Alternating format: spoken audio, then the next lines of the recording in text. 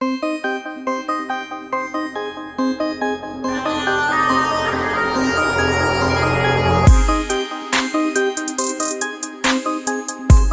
دوستو، السلام علیکم۔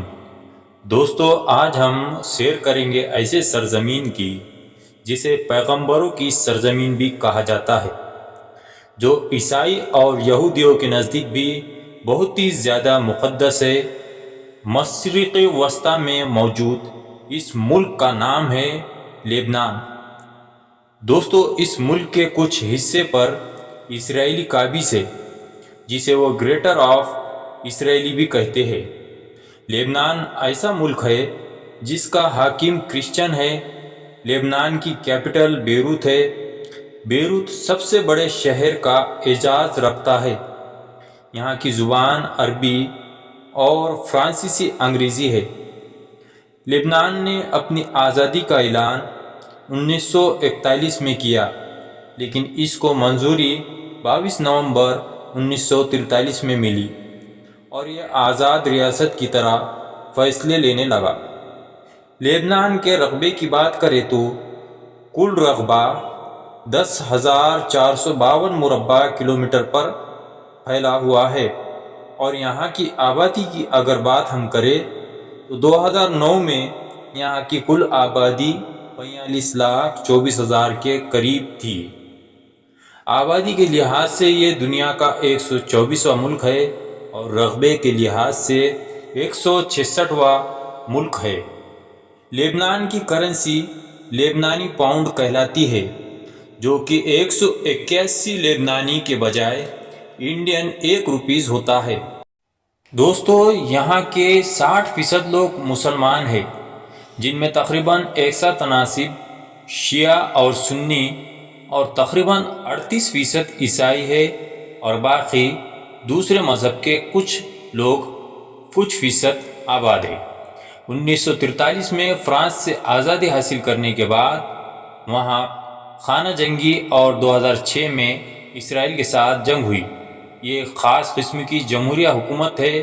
جس طرح سے یہاں پر حکومت کا حاکم ایک عیسائی ہوتا ہے، اسی طرح سے زیر انتظام میں ایک وزیر اعظم ایک سنی مسلمان ہے، ایوان کا نمائندہ ایک اسپیکر شیعہ مسلمان ہے، اور نائب وزیر اعظم یونانی آرتھوڈکس شخص ہے۔ عربی یہاں سب سے زیادہ بولی جانے والی اور آئینی زبان ہے۔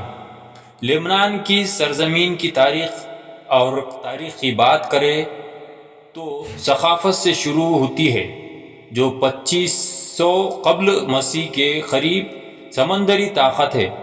انہوں نے اپنی کالونیاں بحیرہ روم میں اسپین اور افریقہ کے ساحلوں پر قائم کی، جن میں جدید لیبیا کا کارتھیج سب سے مشہور۔ فونیشین بھی اپنی تجارت کے سلسلے میں ان جگہوں پر آباد ہوئے۔ اس نے 24 حروف کی حروف تہجی بنائی، جسے بہت سے جدید ایشیائی اور یورپی حروف تہجی کا آباء و اجداد سمجھا جانے لگا۔ اس میں رومن، یونانی، عربی، عبرانی اور دیوناگری شامل ہے۔ وہ آشوری اور بابلی سلطنتوں کے اتحادی بھی تھے، لیکن ان کے تعلقات اتنے ہم آہنگ نہیں تھے۔ 1939 قبل مسیح جب جنوبی ایران کے صوبہ فارس میں ایک سلطنت کا شہزادہ کروش آشوری سلطنت کو شکست دینے کے بعد اس علاقے کو فتح کرنے کی مہم پر نکلا، تو فینیشیائی کے فتح کرنے کے بعد اسے ایک سلطنت بنا دیا گیا۔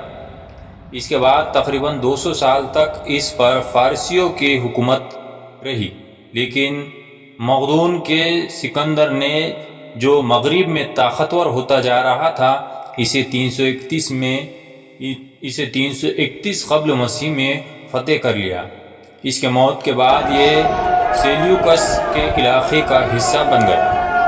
رومیوں نے 24 قبل مسیح میں یونانیوں کو شکست دی، جس کے بعد یہ رومی حکومت کے تحت آیا اور اگلی 6 صدیوں تک ایسا ہی رہا۔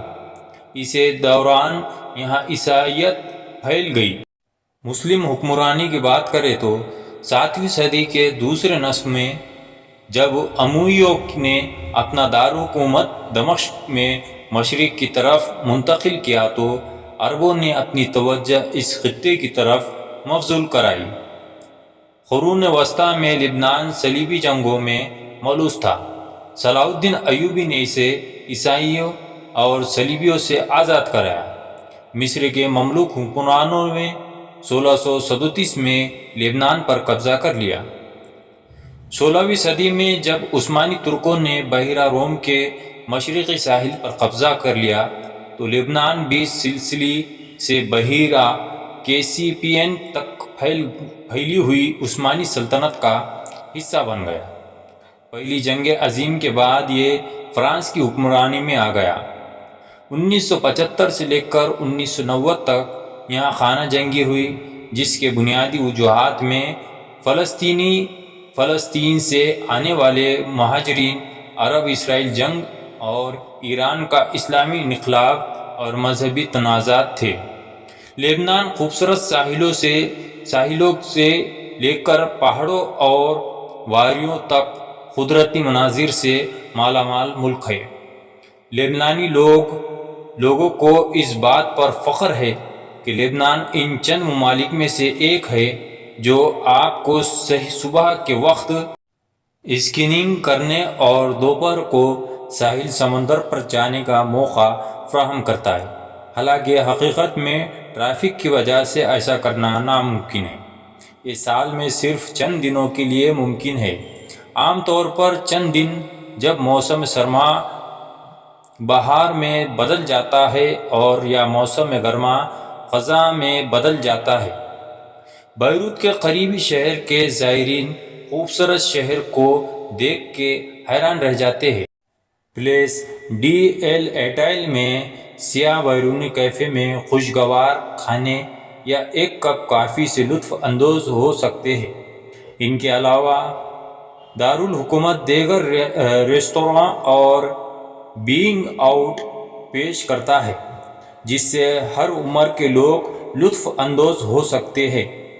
یہاں بہت سے نائٹ کلب، بار، کیفے اور ریسٹورانٹ بھی ہے جو مختلف انداز اور بحث کے لیے کیٹرنگ کرتے ہیں۔ دوستو، آج لبنان کو حزب اللہ کی وجہ سے بھی کافی جانا جاتا ہے، جو کہ اسرائیل کے خلاف کافی زیادہ جنگ کی حالت میں کھڑا رہتا ہے۔ جو اسرائیل کے خلاف فلسطینی لوگوں پر جس طرح سے اسرائیل ظلم کرتا ہے، ان کے لیے حزب اللہ اکثر کھڑا رہتا ہے۔ اس لیے بھی لبنان کو آج کے دور میں جانا جاتا ہے۔ دوستو، ویڈیو پسند آئے تو ویڈیو کو لائک، شیئر اور ہمارے چینل کو سبسکرائب کریں اور ساتھ ہی ساتھ بیل آئیکن کو پریس کرنا نہ بھولیں تاکہ نئی آنے والی ویڈیوز کی جانکاری آپ تک پہنچ سکے۔ ملتے ہیں دوستو ایک اگلے نئی ویڈیو میں۔ خدا حافظ۔